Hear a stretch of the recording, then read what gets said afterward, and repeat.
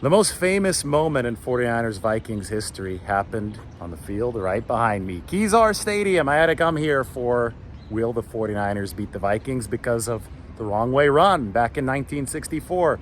49ers driving toward me, end zone that's nearer me in 1964 with John Purdy as their quarterback. They fumble. Vikings defensive lineman Jim Marshall picks up the ball.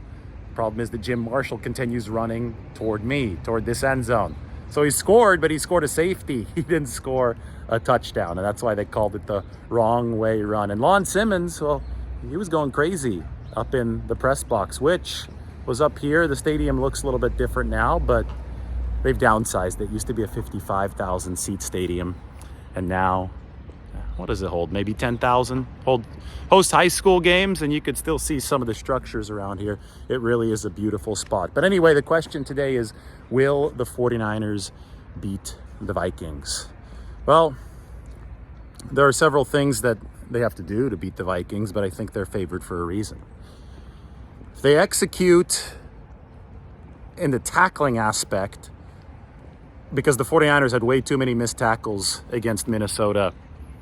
They had way too many missed tackles last week against Cleveland. They had 10 missed tackles. That was more than their previous 3 games combined. That opened the door for Cleveland and an overmatched offense. I think Minnesota's better with Kirk Cousins and a decent offensive line. Still no Justin Jefferson. But the point is, if the 49ers tackle, if they show up and they execute defensively, that's the healthy side of the ball for them.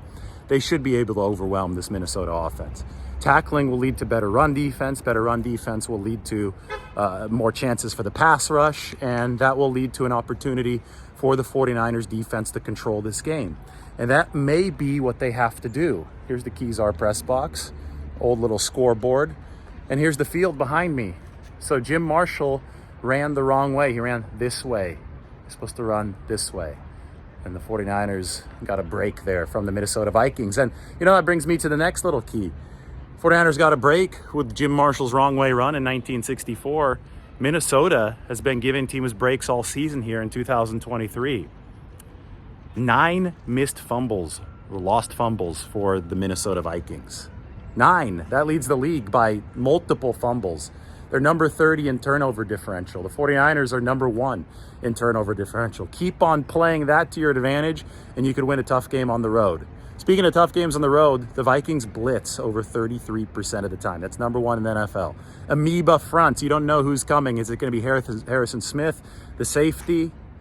Is it going to be Jordan Hicks, the linebacker? Danielle Hunter is going to be coming. He leads the NFL with 8 sacks. And, hey, it's going to be tough working against Danielle Hunter, especially if you don't have Trent Williams. And that might be a thing for the 49ers.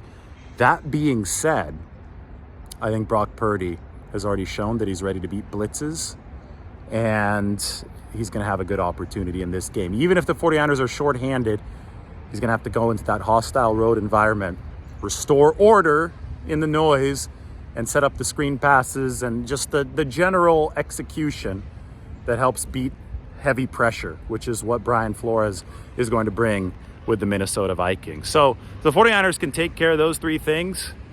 Yes, they will beat the Minnesota Vikings. And my answer is also yes, the 49ers will beat the Minnesota Vikings. I just had to come here to give you that information. The wrong way run. I think Minnesota is going to continue making mistakes, just like that one in 1964, all those years ago. By the way, cool little factoid here from Kezar Stadium. Let's wait for this. These right here are seats from Candlestick Park. So Kezar used to be the epicenter of 49ers football. That right behind me, that's San Francisco Polytechnic High School, the former San Francisco Polytechnic High School. It's where George Seifert went to school. That's where Bob St. Clair went to school. Both obviously would be involved with the 49ers later. Bob St. Clair played on the field here. George Seifert was a peanut vendor here at Kezar Stadium. And then the 49ers, when they played at Candlestick, George Seifert was the coach. Part of that stadium, which is now demolished, lives on here in Kezar. So, cool spot. I'm glad they preserved it more than they preserved Candlestick Park. And it's a cool spot of 49ers Vikings history as well. We'll talk to everybody soon. Off to Santa Clara now, where the 49ers currently play. They don't have that kind of history at Levi Stadium, at least not yet. But yes, they will beat the Vikings.